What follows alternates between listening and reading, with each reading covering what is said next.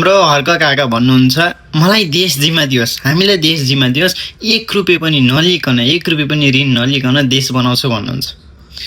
पहिला पार्टी त चलाउ काका क्युआर बिना, त्यो कुरा साइडमा राख्नु है। आजसम्म संसारमा हेर्दाखेरि 2टा देशले मात्रै ऋण नलिकन देश चलाएको पाइयो साथीहरू। एउटा छ लिक्टेनस्टाइन र अर्को न्युए है। लिक्टेनस्टाइन्समा चाहिँ जम्मा पपुलेसन भनेको 41,000 जना। अब 41,000 जनामा चाहिँ त्यहाँको फाइनेन्स, त्यहाँको मिलिट्रीहरू सबै चाहिँ केले हेर्दैछ? स्विजरल्यान्डले हेर्दैछ, हेर्नुहोस्। अनि अर्को छ न्युए। न्युएमा चाहिँ जम्मा 1,600 जना मात्रै रहेछ देशमा जनसङ्ख्या। हो त 1,600 जनाको जनसङ्ख्या पनि त्यहाँको फाइनेन्स र अर्को के भन्छ मिलिट्री सबै कसले हेर्दिरहेछ? स्विजरल्यान्डले नि हेर्दिरहेछ। देख्नुभयो नि।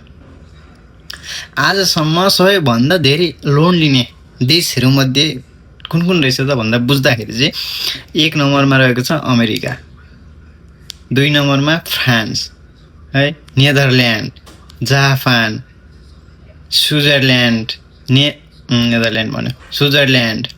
अनि यो सबै भनेको ठुला देश, विकसित देशहरू हुन्। यिनीहरू जब विकसित देशहरूले त लोनको यति धेरै आवश्यक पर्छ भने हाम्रो देशलाई पनि त पर्छ। बाटो पनि चाहियो, यातायात पनि चाहियो, शिक्षा पनि चाहियो, सबै थोक चाहियो। अनि लोन लिन चाहिँ नहुने अरे विरोध गर्छन्।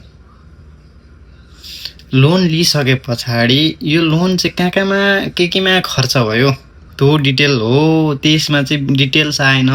केमा खर्च भयो, भ्रष्टाचारमा भएको केमा भयो हो, त्यो चाहिँ हामीलाई एक हिसाब चाहिन्छ हो। त्यसमा चाहिँ म पनि विरोध गर्छु।